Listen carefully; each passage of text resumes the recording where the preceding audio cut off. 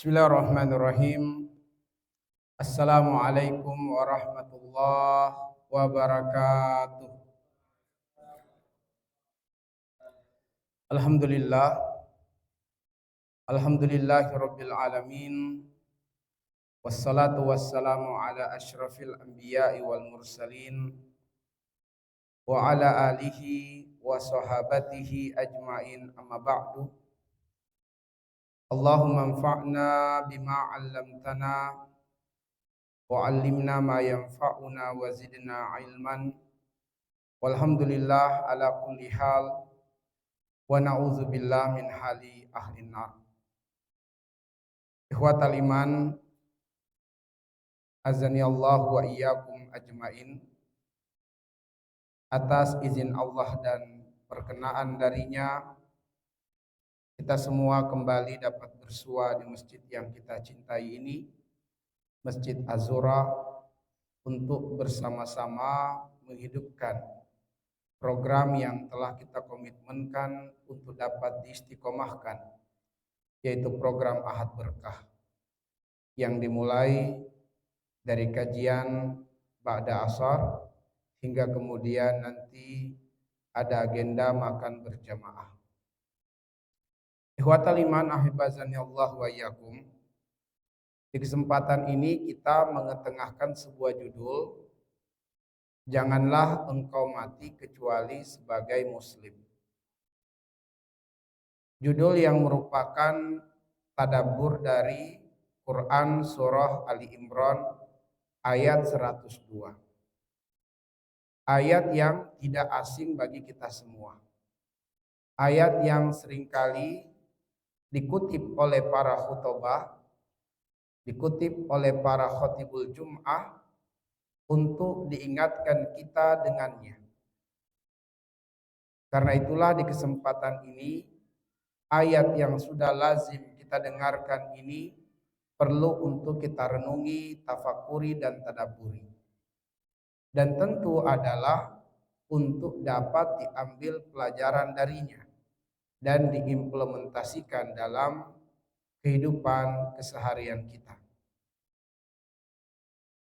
Adapun firman Allah Subhanahu wa taala, Quran surat Ali Imran ayat yang ke-102. Mari kita baca bersama-sama. Saya baca terlebih dahulu, setelah bacaan saya langsung diikuti oleh antum. A'udzu billahi minasy syaithanir rajim. A'udzu billahi minasy syaithanir rajim. Bismillahirrahmanirrahim.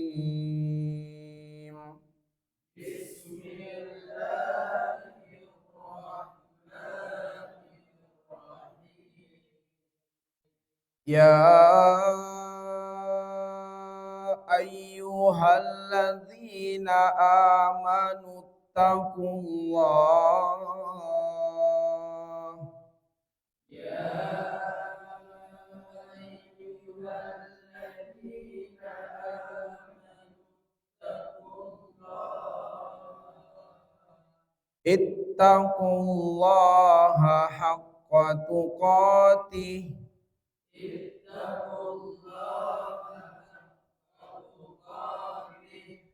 Wala tamutunna illa wa antum muslimun.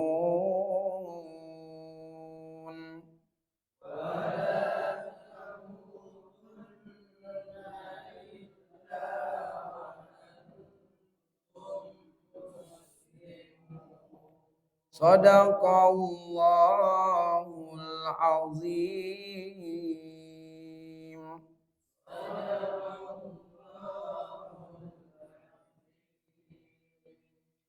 Allah Subhanahu wa taala berfirman, ya ayyuhalladzina amanu, wahai orang-orang yang beriman, ittaqullaha, bertakwalah kalian kepada Allah, haqqa tuqatih, dengan sebenar-benar takwa kepadanya. Wala tamutunna illa wa antum muslimun. Janganlah kalian mati kecuali benar-benar kalian sebagai muslimun, hamba-hamba Allah yang berserah diri. Ikhwatal iman, ahibba azanillahu wa iyyakum ajmain. Sebelum kita masuk kepada hal penting untuk diuraikan dan dijelaskan dari ayat ini, saya pengen memurojaah dari apa yang sudah kita sampaikan sebelumnya berkaitan dengan ya ayyuhalladzina amanu. Ikhwatal iman, apa arti tafsir dari ya ayyuhalladzina amanu? Berapa kali pengulangan ya ayyuhalladzina amanu di dalam Al-Quran? Dan apa kelanjutan dari seruan ya ayyuhalladzina amanu? 3 pertanyaan, siapa yang mau jawab dapat hadiah. Ini sudah sering saya sampaikan. Ayo.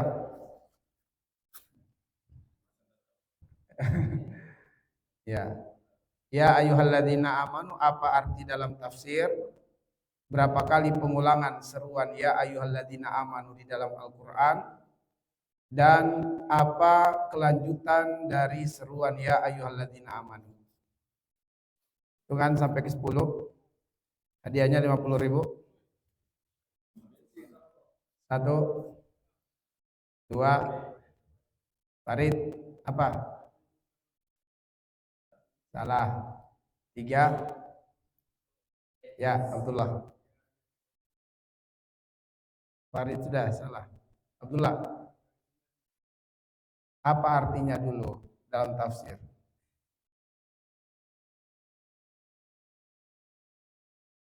Ini satu paket pertanyaannya. Ya.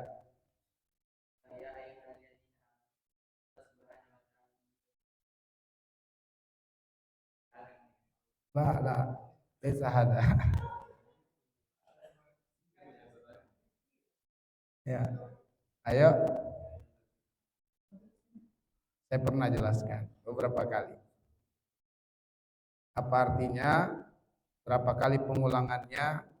Dan apa kelanjutannya? 1, ya Pak. Ayo. Silakan.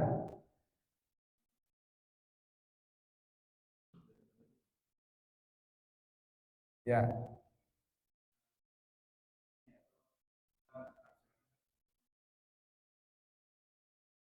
Belum. 1, 2, 3, 4, 5, 6, 7, 8, 9. Ya, silakan. Nama dulu biar supaya dikenal sama yang lain. Khairul Ulum. Ya.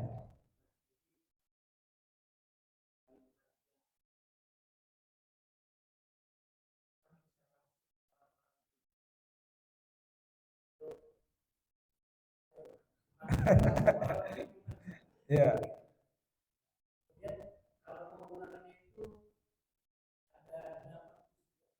Ya. Berarti belum dapat tadi ya. Baik. Dengarkan baik-baik, nanti ada pertanyaan yang lain.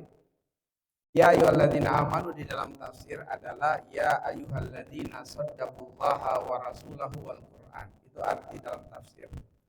Wahai orang-orang yang membenarkan Allah, membenarkan Rasulnya, dan membenarkan Al-Quran. Seruan ini berulang di dalam Al-Quran sebanyak 89 kali sebagaimana jawaban akhuna Khairul Ulum. Dan kelanjutannya hanya ada 3 kemungkinan.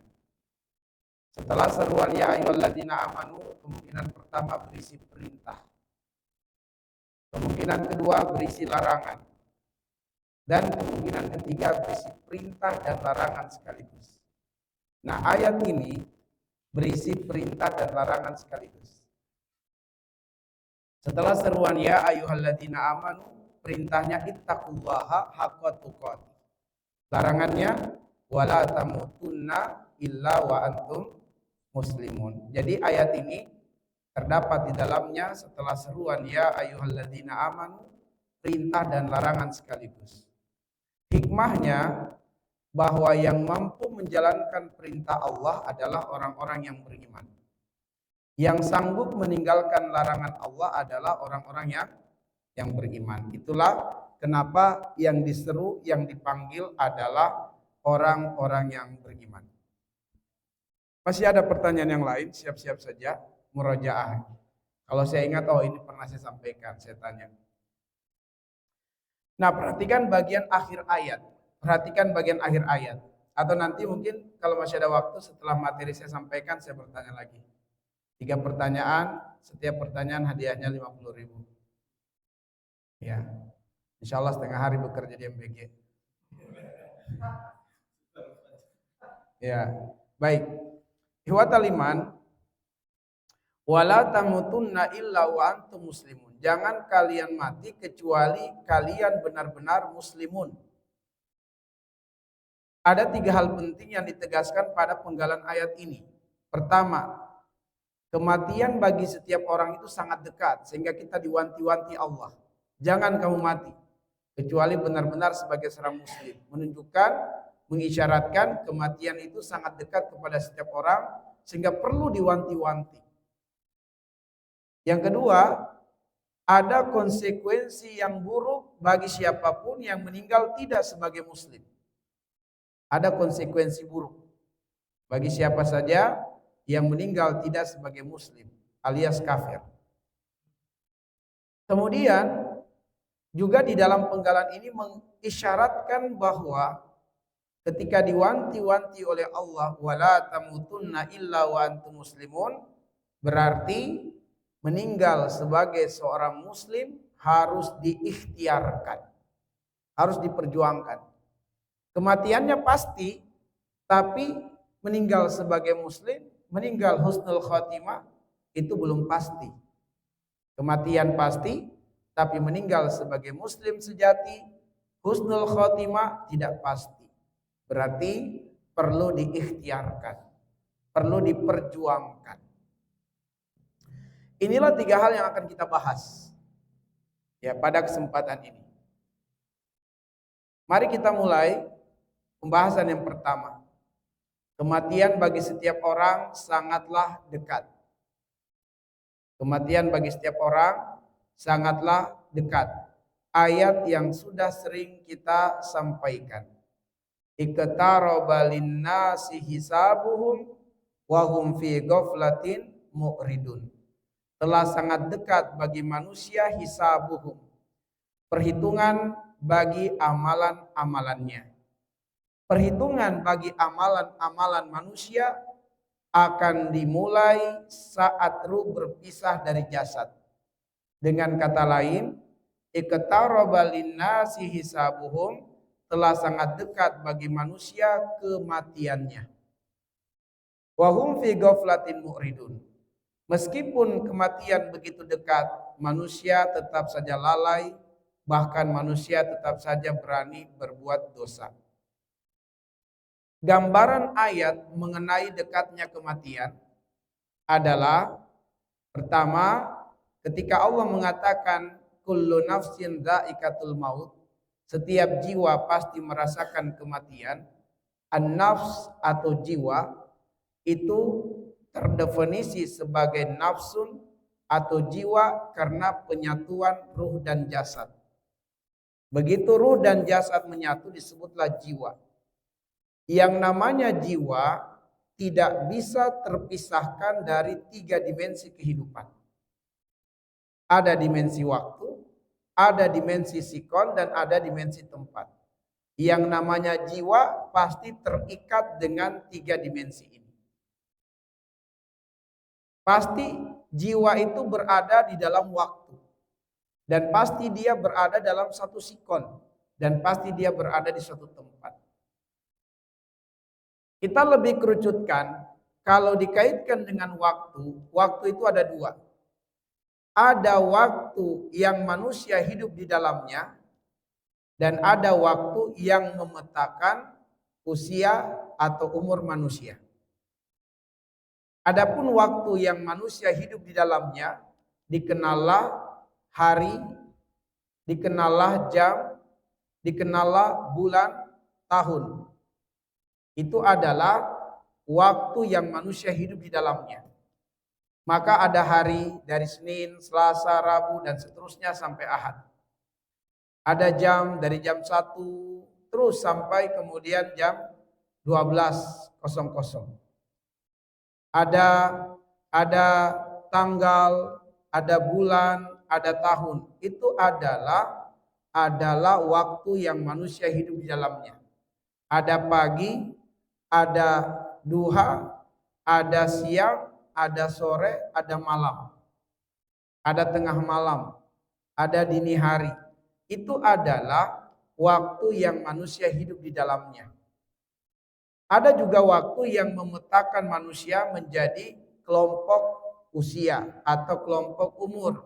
Kita kenallah ada kelompok usia balita, ada kelompok usia anak-anak, remaja, pemuda, orang tua, dewasa, lansia, bahkan ada kelompok usia pranatal. Maka teman-teman sekalian, itulah waktu ketika Allah mengatakan di dalam Quran surat Al-A'raf ayat 34, yaitu tatkala kematian dikaitkan dengan waktu, Allah mengatakan, fa idza jaa ajaluhum la yastakhiruna sa'atan wa la yastaqdimun. Kalau kematian itu datang kepada seseorang, maka kedatangannya tidak bisa dimundurkan ataupun dimajukan sepersekian ribu detik. Dengan kata lain, kematian akan datang di waktu yang telah ditetapkan oleh Allah dan tidak akan meleset walaupun sepersekian ribu detik. Sekarang hari Ahad, andaikan seseorang ditakdirkan meninggal di hari esok, hari Senin, jam 4 sore, maka orang ini tidak akan bisa menghindari datangnya hari Senin dan jam 4 sore. Mau kemanapun. Dia mau ke luar negeri, dia akan ketemu hari Senin dan jam 4 sore, itulah hari kematiannya, itulah jam kematiannya. Dia mau naik pesawat, dia akan ketemu jam 4 sore hari Senin. Dan itu adalah waktu kematiannya. Maka teman-teman sekalian, kita bisa meninggal di waktu pagi, bisa meninggal di waktu duha, di waktu siang, di waktu sore, di waktu malam, tengah malam, dini hari. Kita bisa meninggal di waktu-waktu itu kalau Allah tetapkan. Kalau Allah menetapkan kematian seseorang di malam hari sebelum jam 12 malam, maka yakinilah dia tidak akan ketemu dengan hari esok. Dia tidak akan bertemu dengan waktu subuh, nggak akan ketemu dia. Kalau Allah takdirkan kematiannya di malam hari sebelum jam 12 malam misalnya. Ya. Jadi watal iman itu jiwa dikaitkan dengan waktu. Kalau jiwa dikaitkan dengan sikon, Allah mengatakan wa ma tadri nafsun madza taksibu godan. Setiap jiwa tidak akan tahu sebab apa yang membuat dia meninggal dunia. Dan kematian tidak harus selalu dikaitkan dengan mesti sakit dulu, mesti kecelakaan dulu. Bahkan begitu banyak video yang kita saksikan dan itu nyata bahwa kematian ternyata bisa datang dalam suasana bahagia, dalam suasana sehat. Ada yang sedang akad nikah meninggal dunia. Ada yang sedang mendampingi anaknya di pelaminan meninggal dunia. Kakek nenek yang sedang bermain dengan cucunya meninggal dunia. Saudara bermain dengan saudaranya, bermain dengan kawan-kawannya meninggal dunia. Ada yang sedang makan meninggal dunia, ada yang sedang tiduran tidak bangun-bangun lagi. Jadi kematian tidak selalu dikaitkan dengan sikon yang di dalamnya ada nuansa kesedihan, kecelakaan, sakit, bencana, enggak selalu. Maka jangan tertipu dengan sehat. Jangan tertipu dengan usia muda. Kemudian kematian dikaitkan dengan tempat. Allah mengatakan wa matadri nafsun bi ayyi ardin tamut. Setiap jiwa tidak akan tahu di bumi mana dia menghembuskan nafas terakhir. Nggak ada yang tahu. Kita bisa meninggal di rumah kita, di rumah sakit, di tempat kerja, di kampus, bisa meninggal di jalan, bisa meninggal di tempat rekreasi. Di setiap tempat kaki kita berpijak, kita berpeluang mati. Dan semoga saja kita tidak meninggal di tempat maksiat. Maka teman-teman sekalian, ini semua mengingatkan kita betapa dekatnya kematian itu.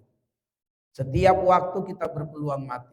Setiap sikon kita berpeluang mati. Setiap tempat kita berpeluang mati. Nah, lalu kemudian apa konsekuensi buruk bagi yang meninggal sebagai non-muslim? Namun sebelumnya saya ingat saya pernah menyampaikan betapapun gambaran kematian sangat dekat bagi seseorang di dalam Al-Quran, tetap saja manusia fi ghaflatin mu'ridun, dalam keadaan lalai, dalam keadaan bermaksiat. Apa penyebabnya? Saya pernah menyampaikan ada 3.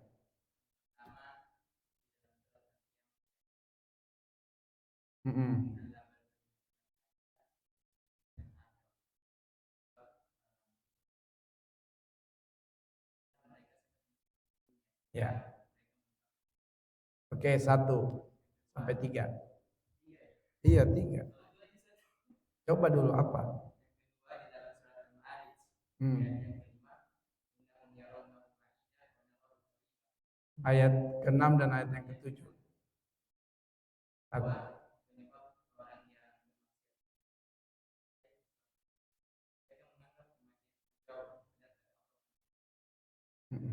Baik, satu lagi. Harus paket lengkap. Dirobek jangan. Dicarikan yang kecil. Oke, yang ketiga adalah karena kebodohan. Karena kebodohan. Allah mengatakan, wa in tuti aksar man fil ardi yudillukan sabilillah yattabi'una illa dzanna wa inhum illa yakhrusun. Karena seseorang itu jahil, bodoh dalam urusan agama, maka mereka menciptakan kebahagiaan dalam prasangka mereka. Dan prasangka mereka itu dusta semua, bohong semua gitu. Dia menyangka bahwa saya dengan narkoba akan bahagia, akan tenang. Maka dia akhirnya larut dalam narkoba. Ada yang mengatakan saya bahagia dengan berzina, berpacaran, maka dia lakukan itu. Ada yang merasa berbahagia dengan musik, maka dia lakukan itu. Tapi semua adalah iyattabi'una illa zanna wa inhum illa yakhrusun. Ya. Baik, khuds nasibaka minad dunia. Oke, itu 3 penyebab kenapa manusia tetap saja lalai dan tetap saja berbuat maksiat. Nah, ihwatal iman, selanjutnya persoalan kedua, konsekuensi buruk bagi yang meninggal sebagai non-muslim atau meninggal sebagai kafir. Itu konsekuensinya adalah kekal di dalam neraka. Ya, bila syak, tanpa ada keraguan. Siapapun yang meninggal tidak sebagai muslim, kekal di dalam neraka, itu keyakinan kita tanpa ada keraguan. Siapa yang tidak mengkafirkan orang kafir, maka dia kafir. Siapa yang tidak meyakini orang kafir kekal di dalam neraka, maka dia terjatuh pada kekafiran. Karena dianggap mengingkari Al-Quran. Nah, ihwatal iman, perhatikan surat Ali Imran ayat 91. Innal ladzina kafaru, sungguh orang-orang yang telah kafir. Wa matu wa hum kufar, mereka mati dan mereka dalam keadaan kafir. Ya, jadi mereka kafir lalu mereka tidak lagi mendapatkan hidayah sampai kematian datang kepada mereka. Mereka mati dalam keadaan kafir. Fala yuqbala min ahadihim mil'ul ardi dzahaba wal iftadabi. Selama-lamanya tidak akan diterima dari salah seorang mereka tebusan meskipun sebanyak mil'ul ardi zahaba, emas memenuhi bumi. Walau iftada bihi, sekiranya dengan itu mereka pengen menebus diri. Jadi orang kafir mati dalam keadaan kafir, mereka tidak akan diterima tebusannya untuk menebus dirinya agar tidak tersentuh api neraka. Maka meskipun dengan tebusan bumi dipenuhi dengan emas, mereka tidak bisa menebus dirinya untuk selamat dari neraka. Maka Allah mengatakan, ulaika lahum, mereka itulah lahum bagi mereka azabun alim, azab yang sangat pedih, wa ma lahum min nasirin, dan mereka tidak akan mendapatkan seorang penolong pun. Ya. Nah, teman-teman sekalian, ini adalah jaminan bahwa orang kafir bakal masuk neraka, merasakan azab yang pedih, dan mereka nggak bisa menebus diri mereka. Meskipun dengan kekayaan sebanyak bumi dipenuhi dengan emas. Anda bisa bayangkan, bumi dipenuhi dengan emas. Berapa harga emas sekarang? 1 gramnya berapa? Berapa? 2.500.000. 1 gram emas 2.500.000. Teman-teman sekalian, Anda bisa menghayalkan, membayangkan bagaimana nilainya iman. Dengan cara apa? Pakai petunjuk ayat ini. Mil'ul ardi zahaba. Andaikan bumi dipenuhi dengan emas. Berapa beratnya bumi? Berapa beratnya bumi? Bisa kita tahu beratnya bumi? Bisa dalam buku ensiklopedi tentang bumi bisa. Anda bisa lihat di internet juga. Cari berapa beratnya bumi. Coba ketik yang cari beratnya bumi berapa. Berapa beratnya bumi? Bulatkan. 60.000 berapa? Nah, beratnya bumi adalah 60.000 miliar ton. 60.000 miliar ton. Bulatkan saja, jangan 59, sekian. Langsung bulatkan berapa? 60.000 miliar ton. 1 miliar berapa nolnya? 9. Berarti 60.000 kali 10 pangkat 9 ton. Itu beratnya bumi.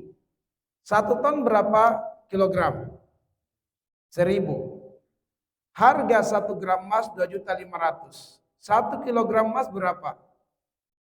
2.500.000 dikali 1.000, betul? Berapa itu harganya 1 kilogram emas? Berapa? 2,5 M. Sekarang bumi tadi beratnya 60.000 miliar ton. Konversi ke kilogram. Ketemu angka, ya silakan, saya nggak mencatat nih. Konversi dari 60.000 miliar ton, konversi ke kilogram. Kali 2 miliar, 2,5 miliar. Harga 1 kilogram emas. Berapa harganya bumi? Ya, terbayang? Banyak kan? Nah, ada kira-kira yang punya kekayaan sebanyak itu? Nggak ada. Andaikan ada, maka uang sebanyak itu tetap tidak bisa menebus diri untuk selamat dari api neraka. Anda bisa bayangkan nilainya iman. Tapi banyak orang meninggalkan iman demi uang 100.000 rupiah. Ya. Dia nggak sholat, ya. Dia tinggalkan pengajian. Nah, Masya Allah. Maka teman-teman sekalian, jangan tertipu dengan dunia ini. Jangan tertipu. Betapa mahalnya nilai iman itu. Betapa mahalnya. Orang kafir pengen selamat dari neraka. Dia pengen menebus hartanya. Kata Allah, walaupun kamu punya kekayaan sebanyak bumi dipenuhi emas, kamu gak bakal bisa menyelamatkan diri. Apa yang bisa menyelamatkan diri? Iman walaupun secuil. Iman walaupun secuil bisa menyelamatkan manusia dari azab api neraka. Oke, kita lanjutkan. Surat Al-Imran ayat 85 menjelaskan siapapun yang mencari agama selain Islam ditolak. Enggak diterima, pasti kekal di neraka. Inna dina indallahil Islam. Ini salah ini ayatnya ya. Ayat 85 itu adalah wa may yabtaghi ghairal islami dina fala yuqbala minhu wa huwa fil akhirati minal khasirin. Ini adalah Al-Imran ayat 19. Inna dina indallahil Islam, tapi sama maknanya ya. Kalau ini sesungguhnya agama yang diridhoi di sisi Allah adalah Islam. Wa makhtalafal ladzina utul kitaba illa min ba'di ma ja'ahumul ilmu baghyan bainahum wa may yakfur bi ayatillah fa innallaha sari'ul hisab. Tetapi yang lebih mengarahkan kepada apa yang kita ingin capai adalah Al-Imran ayat 85. Wa may yabtaghi ghairal islami dina fala yuqbala minhu wa huwa fil akhirati minal khasirin. Siapa yang mencari lalu memilih agama selain Islam, agama itu tidak diterima di sisi Allah, dan di akhirat dia pasti merugi, yaitu dilempar ke dalam neraka, khalidina fiha abadan, kekal di dalam neraka selama-lamanya. Baik. Nah, teman-teman sekalian, kemudian hal yang ketiga adalah meninggal sebagai muslim harus diikhtiarkan. Meninggal sebagai muslim harus diikhtiarkan. Nah, teman-teman sekalian, meninggal sebagai muslim dijamin masuk surga. Itu dijamin. Siapapun yang meninggal sebagai muslim dijamin masuk surga. Makanya di akhirat nanti manusia menerima catatan amalnya dengan 3 cara. Dengan 3 cara. Ada yang menerima catatan amal dengan tangan kanan, ada yang menerima catatan amal dengan tangan kiri, ada yang menerima catatan amal dengan tangan kiri tapi dilempar dari arah belakang. Dilempar ke belakang punggungnya. Pertanyaannya, Abdullah, seorang muslim yang bermaksiat, muslim tapi bermaksiat, katakanlah dia mungkin berzina, dia mungkin membunuh, tapi perbuatan dosa besarnya tidak membatalkan keislamannya. Dikarenakan dia berzina tapi tidak menghalalkan perbuatan zina. Dia membunuh itu dosa besar, tapi dia tetap melakukannya, dia tidak menghalalkan dosa besar. Nah, dia disebut muslim asin, bermaksiat kepada Allah. Nanti di akhirat dia menerima catatan amalnya dengan tangan apa? Dengan tangan kiri. Alasannya,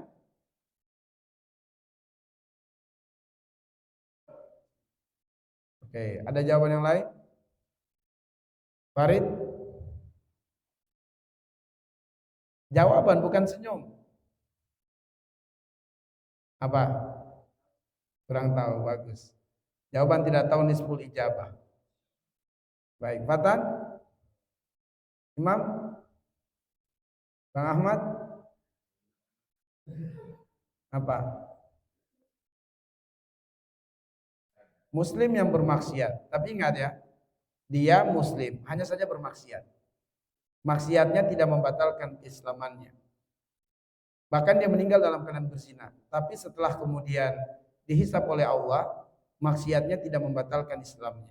Nah, dia menerima catatan amal dengan tangan apa?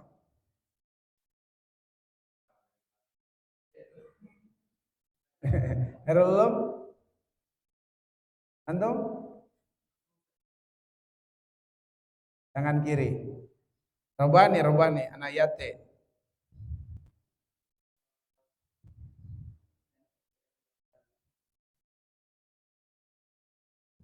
Apa?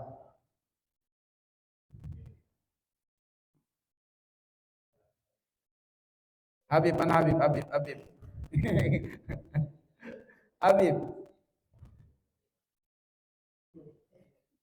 Mana Habib? Tangan apa Habib? Razak?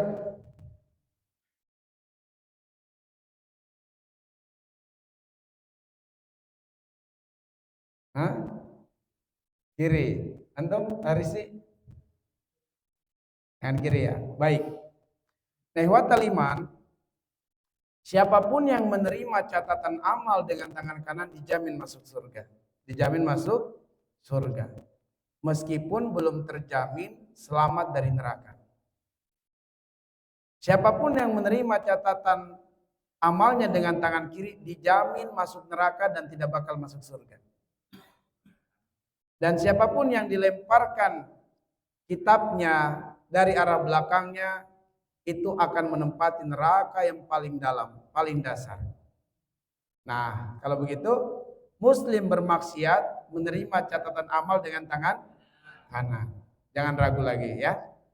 Semua muslim selagi keislamannya diakui oleh Allah, ada iman walaupun secuil tapi tidak batal imannya, dia bakal menerima catatan amal dengan tangan kanan, yang artinya dijamin masuk surga tapi belum terjamin selamat dari neraka. Dia mesti dihisap oleh Allah. Dia mungkin dilempar ke dalam neraka karena dosanya, tapi nggak kekal. Dia akan masuk ke dalam surga. Maka ini jangan lagi ragu. Oke? Baik, kalau menerima catatan amal dengan tangan kiri kekal di neraka, itulah orang kafir. Dan menerima catatan amalnya dengan tangan kiri dari arah belakang punggungnya orang munafik. Orang munafik. Baik, makanya di sini kita tuliskan meninggal sebagai muslim dijamin masuk surga, tetapi belum terjamin terbebas dari azab api neraka. Pertanyaannya, siapa di antara kita yang mau masuk surga namun belum ada jaminan selamat dari neraka? Ada yang mau? Nggak ada, kita pengen masuk surga terbebas dari azab api neraka. Sebab itulah doa kita. Rabbana atina fid dunya hasanah wa fil akhirati hasanah wa qina adzabannar. Itu doa kita. Nah, kalau begitu, bagaimana caranya agar terjamin meninggal sebagai muslim, terjamin masuk surga, dan terjamin tidak tersentuh api neraka? Bagaimana caranya? Ya, bagaimana caranya? Bertakwa. Ah, belum.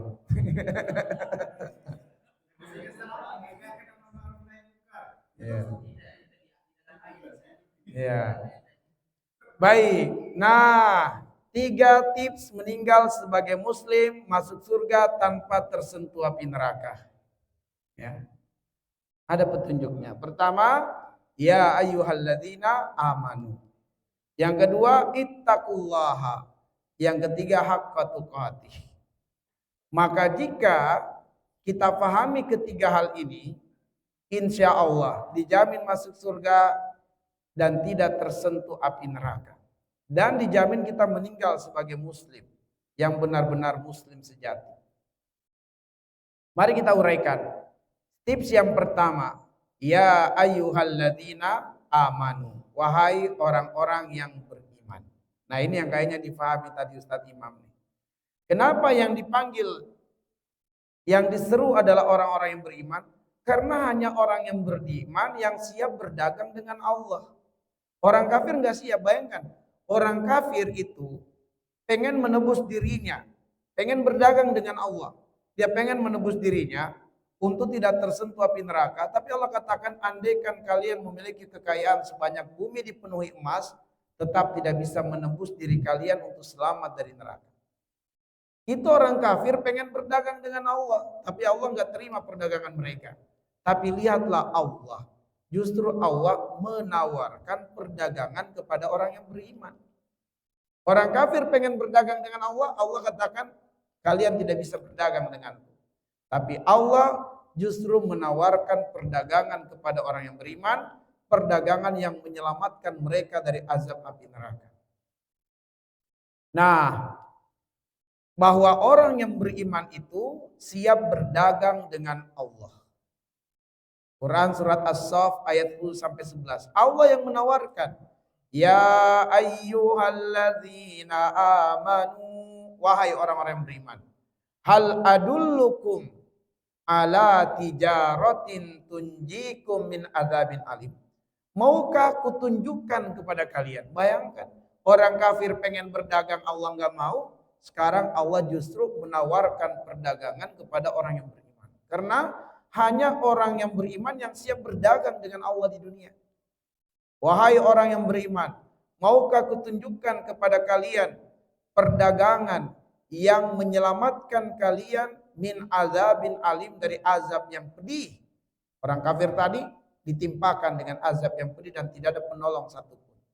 Orang yang beriman malah ditawarkan oleh Allah. Maukah kutunjukkan kepadamu perdagangan yang bisa menyelamatkanmu dari azab yang pedih? Tu'minuna billahi wa rasulihi wa tujahiduna fi sabilillah bi amwalikum wa anfusikum dzalikum khairul lakum in kuntum ta'lamun. Yaitu dengan kalian beriman kepada Allah dan Rasulnya, dan kalian berjihad di jalan Allah dengan harta-harta kalian dan diri-diri kalian. Dzalikum khairul lakum in kuntum ta'lamun. Itu lebih baik bagi kalian sekiranya kalian mengetahui. Nah, teman-teman sekalian, Apa indikator seseorang itu telah benar-benar berdagang dengan Allah? Apa indikatornya? Apa cirinya seseorang itu telah dianggap, telah diakui Allah berdagang dengan Allah? Nah, teman-teman sekalian yang dimuliakan oleh Allah Subhanahu wa taala, sebelum itu kita jawab, terlebih dahulu dari ayat yang kita baca tadi disebutkan bahwa perdagangan dengan Allah di dunia meliputi 3 hal. Beriman kepada Allah, kepada Rasul, berjihad di jalan Allah dengan harta dan diri. Pertanyaannya, sebelum kita pindah ke slide berikutnya, apa indikator seseorang diakui Allah telah berdagang dengan Allah? Ayo. Hadiahnya 50.000. Apa indikatornya? Ya, silakan. Nah, bukan. Indikator diakui Allah bahwa dia benar-benar berdagang dengan Allah. Inilah hambaku yang benar-benar berdagang dengan Allah. Tunggu, Imam. Tadi antum sudah, Robbani. Tadi antum angkat tangan. Apa indikator seseorang diakui Allah telah benar-benar berdagang dengan Allah?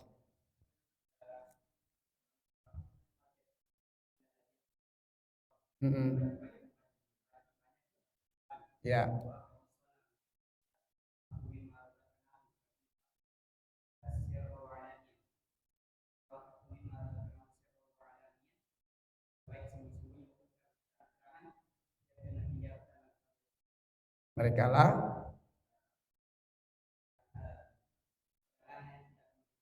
Mereka lah yang berdagang dengan Allah dengan anta tastahiku bil hadiyah. Itu jawabannya. Indikator ini bisa kita lihat, ya. Innalladzina yatluna kitaballah. Sungguh orang-orang yang selalu bertilawah dengan kitab Allah. Wa aqamus shalah, dan mereka senantiasa menegakkan salat. Wa anfaqu mimma razaqnahum sirran wa alaniyah yarjuna tijaratan lan tabur. Mereka lah yang benar-benar berdagang dengan Allah dengan perdagangan yang tidak akan pernah merugi. Ya, dengan perdagangan yang tidak akan pernah merugi. Jadi teman-teman sekalian, itu 3 indikator seseorang diakui berdagang dengan Allah. Ya, makanya kita selalu mengajak antum bertilawah dengan Al-Quran, bertadabbur dengan Al-Quran, sebab itu adalah indikatornya bahwa kita ini siap berdagang dengan Allah. Kenapa kita menyuruh antum untuk menjaga sholat, bukan hanya wajib tapi juga sunnah, sebab itu indikator seseorang berdagang dengan Allah. Dan juga berinfak dari harta rezeki yang kita dapatkan, berinfak di jalan Allah. Allah tidak melihat nominalnya, tapi kita tunjukkan bahwa kita pengen berdagang dengan Allah. Indikatornya kita berinfak di jalan Allah. Oh, ternyata di slide ini saya uraikan sedikit tentang berjihad di jalan Allah, ya. Jadi gak apa-apa kita bahas. Berjihad di jalan Allah itu ada 4. Ya, berjihad di jalan Allah itu ada 4. Yang pertama, al-jihadu alal jahli wan nafsi. Berjihad memerangi kebodohan diri. Berjihad memerangi kebodohan diri. Yang kedua, al-jihadu ala syaitan. Berjihad mengalahkan syaitan. Yang ketiga, al-jihadu alal kufar wal munafikin. Berjihad memerangi orang kafir dan orang munafik. Dan yang keempat, al-jihadu alal bid'at wal munkarat. Berjihad dalam memerangi perkara bid'ah dan munkarat. Ini adalah 4 tingkatan jihad yang dijelaskan, disebutkan oleh Imam Ibnul Qayyim Al-Jauziyah rahimahullah ta'ala. Baik, nah teman-teman sekalian, inilah yang saya maksud tadi. 3 ciri utama orang yang berdagang dengan Allah. Surat Fatir ayat 29. Selalu membaca Al-Quran, selalu menegakkan sholat, selalu bersedekah. Ya, inilah ciri orang yang berdagang dengan Allah.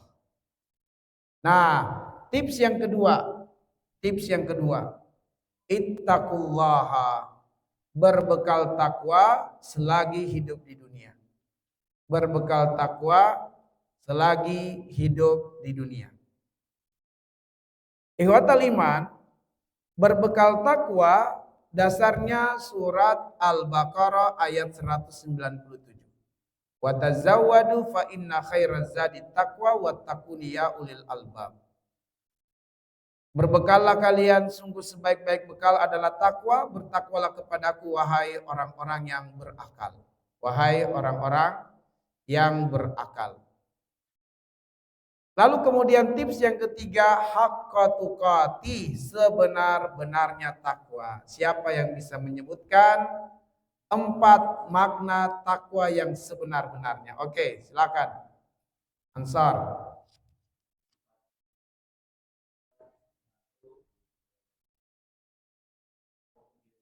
Oke. Ya. Ya. Oke, artinya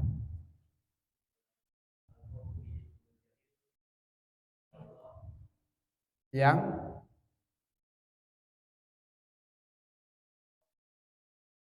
jangan dibantu. Yang kedua,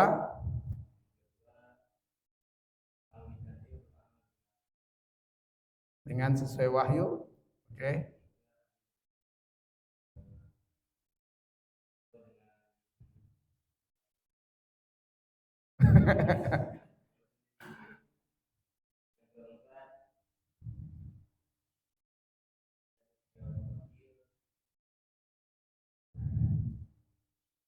Apa? Baik, yang pertama tadi apa? Ya, apa? Ada bil jalil. Cepat, kalau nggak sempurna nggak dapat 50.000. Dapatnya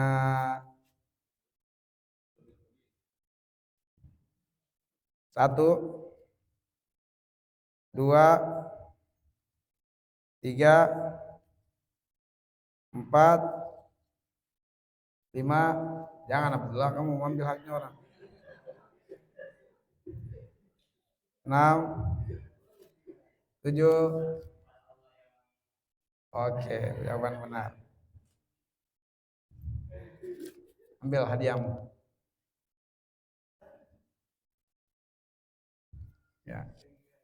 Baik. Selanjutnya. Jadi wataliman, takwa yang sebenar-benarnya adalah takwa dengan beberapa tahapan. Ya, kalau tadi itu hakikat takwa. Takwa yang sebenar, tapi pada kesempatan ini saya pengen menjelaskan tentang takwa yang benar-benar dipersiapkan. Takwa yang benar-benar direncanakan. Ya, maka takwa yang sebenar-benarnya itu adalah takwa yang pertama dibangun dengan visi takwa. Apa visi takwa? Yang kedua model takwa. Dan yang ketiga proses takwa. Ya, proses takwa. Baik. Nah, ikhwatal iman, visi takwa itu ada di surat At-Tolak 2, 3, 4, dan 5. Supaya kita tahu bahwa takwa itu ternyata punya visi. Kenapa kita harus bertakwa? Karena visinya ini yang kita mau capai. Bagaimana model takwa? Ada petunjuknya di surat Ibrahim ayat 24, 25. Bagaimana proses mendapatkan ketakwaan? Ada petunjuknya di surat Asy-Syu'ara ayat 83 sampai 85. Nah, kalau sudah benar-benar takwa yang tadi disebutkan, itu perkataan Ali bin Abi Thalib radhiyallahu anhu, ya. Baik, takwa yang sebenar-benarnya dimulai dari visi takwa. Kalau visi ini jelas, inilah yang membuat kita akan bersabar menjalani proses takwa. Visi takwa, lihat di dalam surat At-Tolak ayat 2, ayat 3, 4, 5. Apa keutamaannya ayat ini, surat ini? Hanya di dalam Quran surat At-Tolak terjadi pengulangan sampai 3 kali, waman yattaqillaha. Dan siapa saja yang bertakwa kepada Allah, itu berulang 3 kali.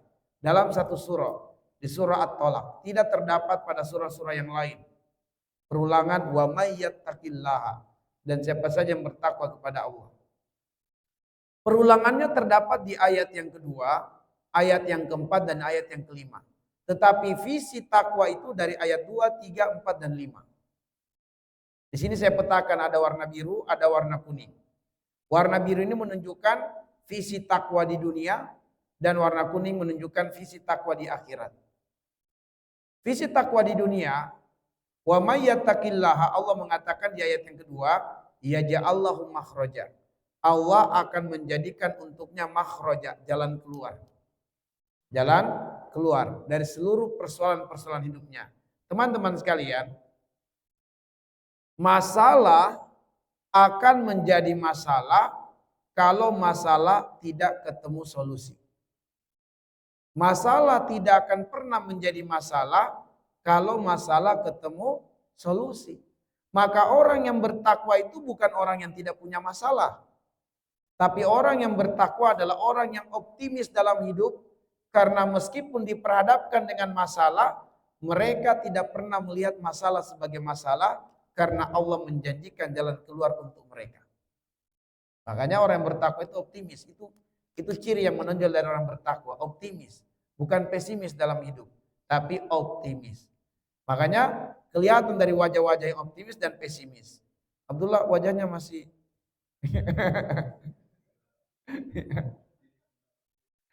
Habib wajah antum masih wajah-wajah pesimis Habib.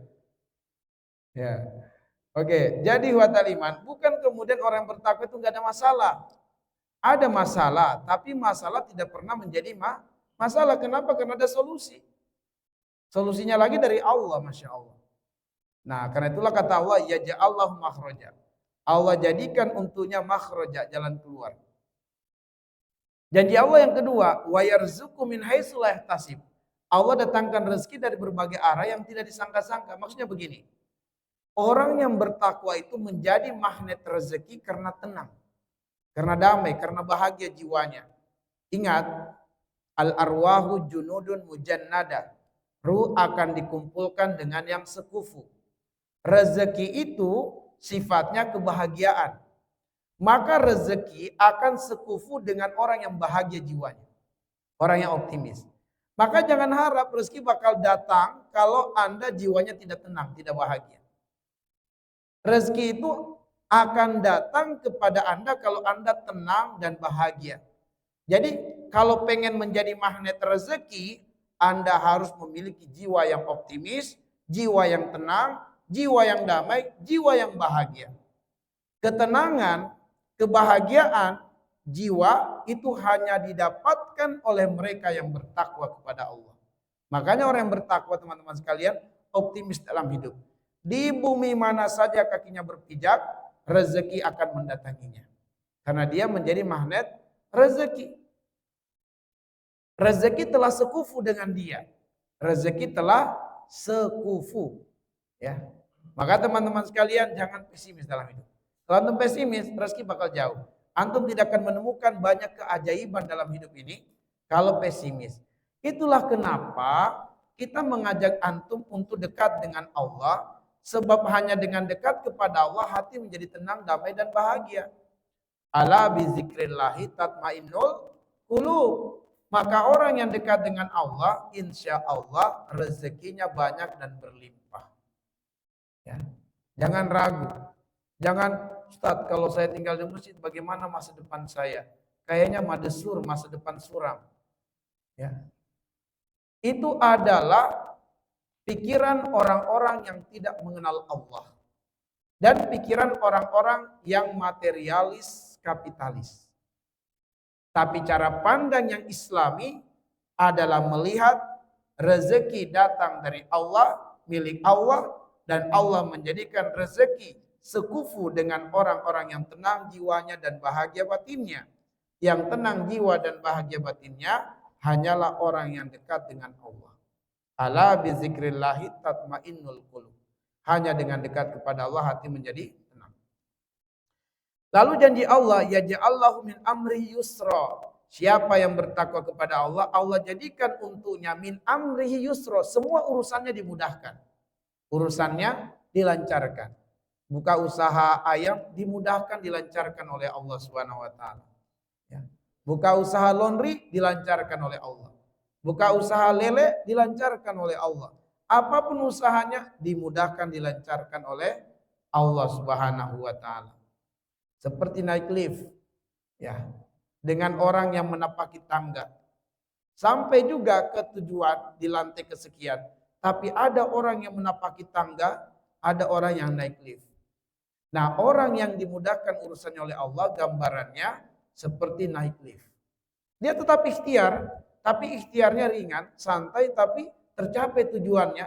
Dengan seseorang yang tidak melibatkan Allah, maka dia tidak diperjalankan oleh Allah, tidak dimudahkan urusannya oleh Allah, maka dia mencapai apa yang diinginkan dengan menapaki tangga demi tangga.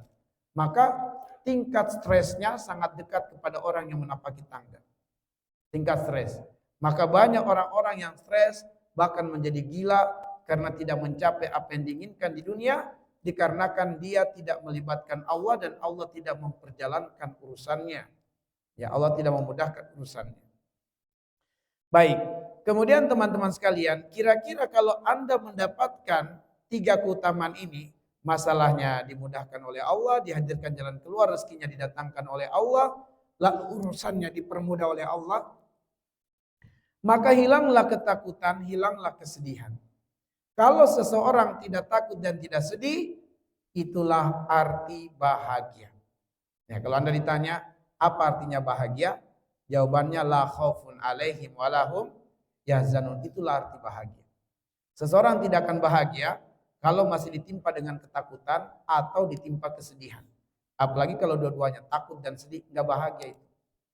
Bahagia hanya apabila la khaufun alaihim walahum yahzanun. Tidak ada ketakutan, tidak ada kesedihan, itulah kebahagiaan.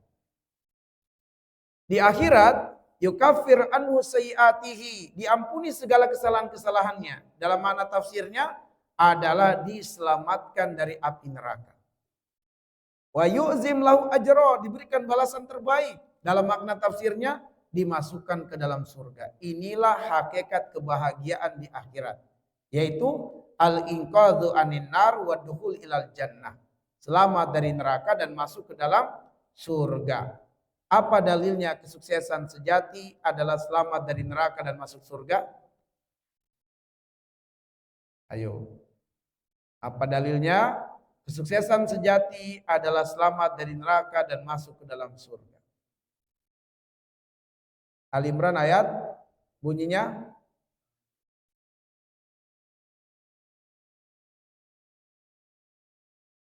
artinya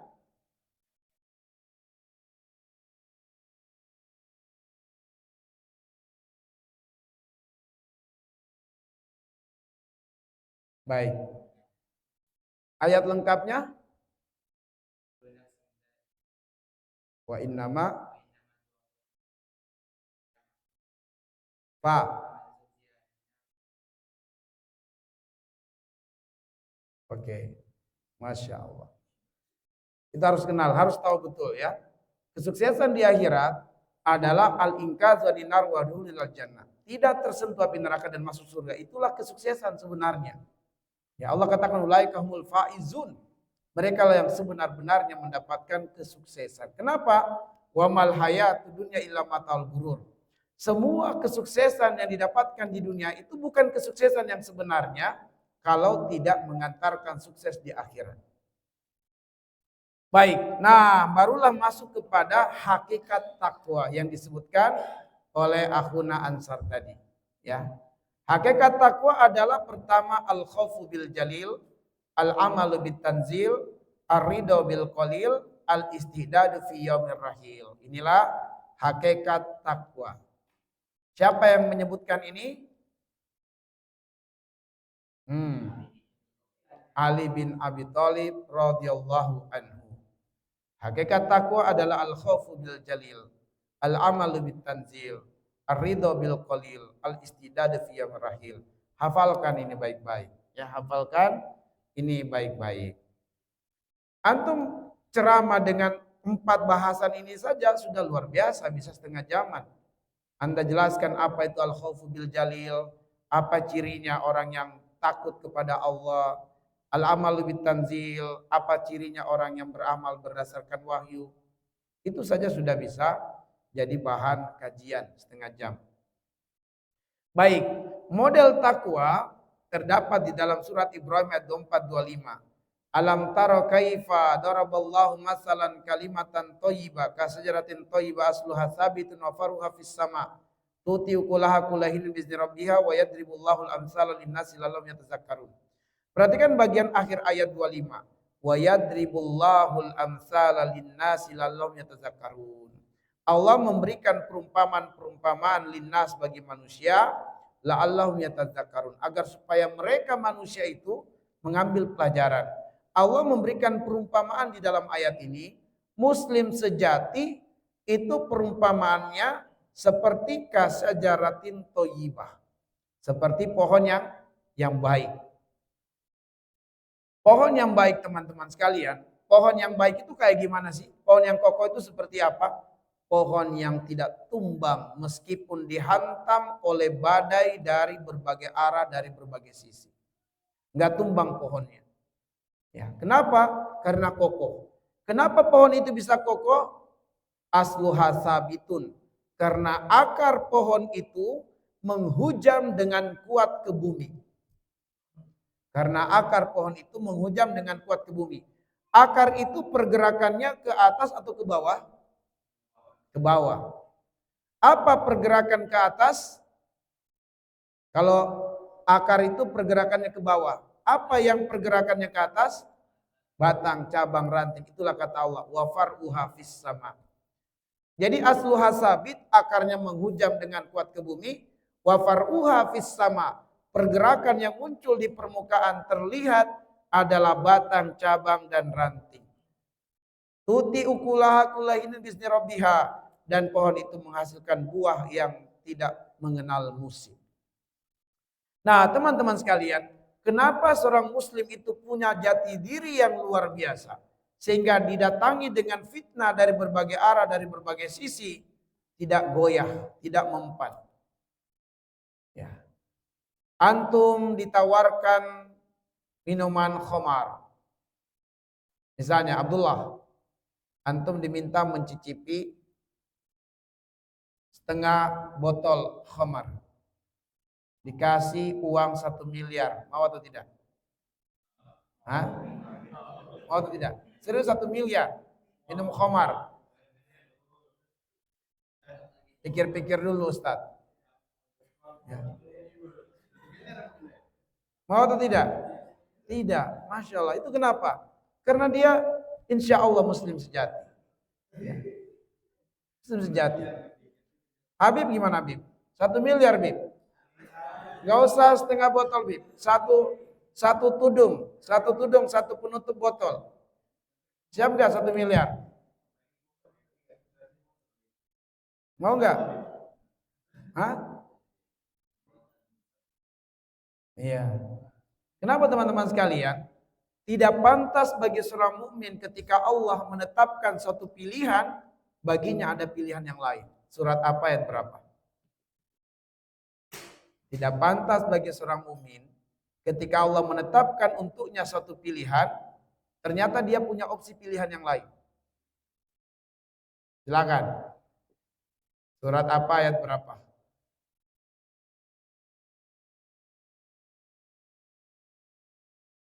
Ya. Tidak pantas bagi seorang muslim atau seorang mukmin, laki-laki dan perempuan, jika Allah menetapkan suatu pilihan bagi mereka, ada opsi pilihan yang lain bagi mereka. Apa? Bukan. Ghafir 50 itu man amila sayyi'atan fala yujza illa mislaha. Ayo. Ayo. Bocoran surat Al-Ahzab. Ayo cepat. Ayat berapa?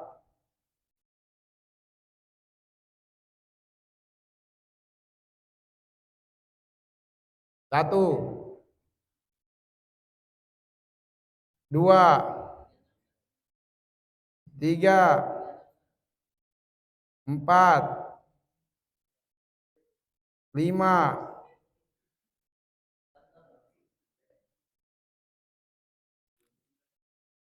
Al-Ahzab ayat 36.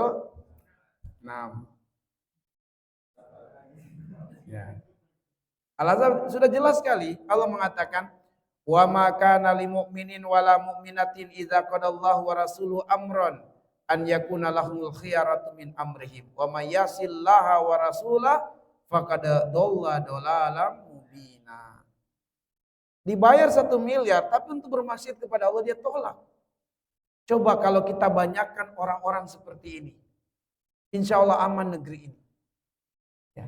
Inilah pentingnya kenapa kita menularkan kajian-kajian keislaman kepada umat. Kenapa?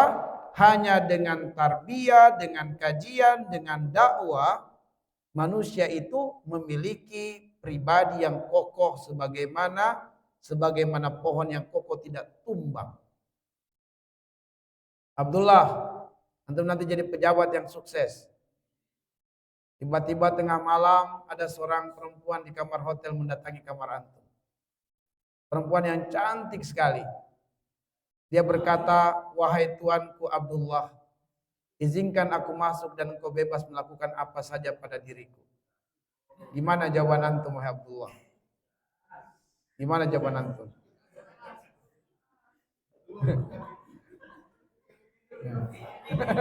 Pikir-pikir dulu.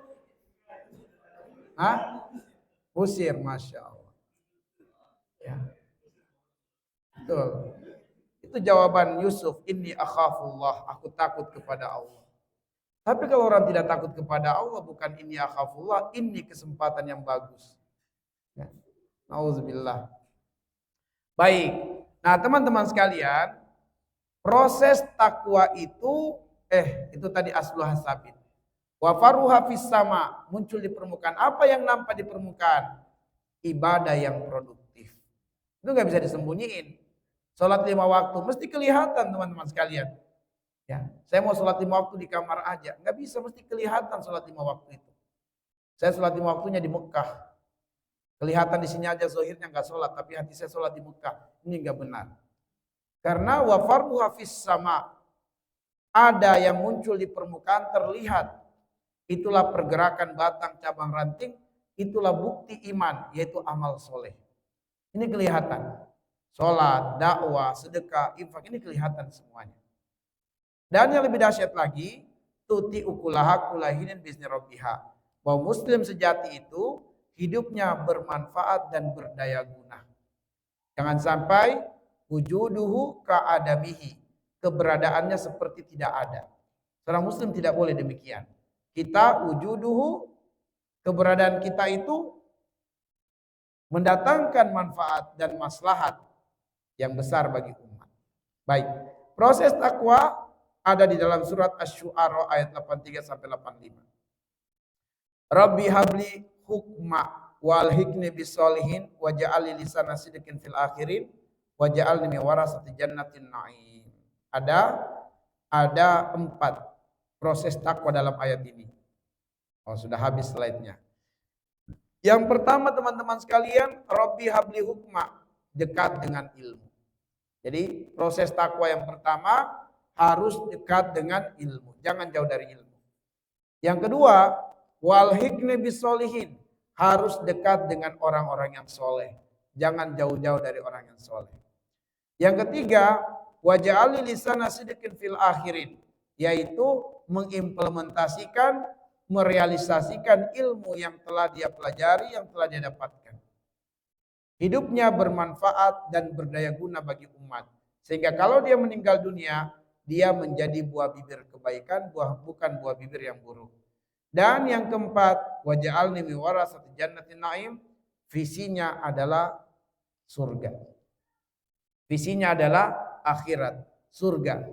Maka orang yang visinya terang, pasti misinya akan kuat dan sabar ditapaki dan dijalani. Baik ikhwatal iman, demikianlah kajian kita pada kesempatan hari ini. Slide-nya sudah habis. Cukup, saya ada agenda lain, harus berangkat sekarang. Naktafi bihadzal qadar. Nas'alullah ayyaj'alana minal ladzina yastami'unal qaula fayattabi'una ahsana. Subhanakallahumma bihamdik asyhadu an la ilaha illa anta astaghfiruka wa atubu ilaik. Assalamualaikum warahmatullahi wabarakatuh.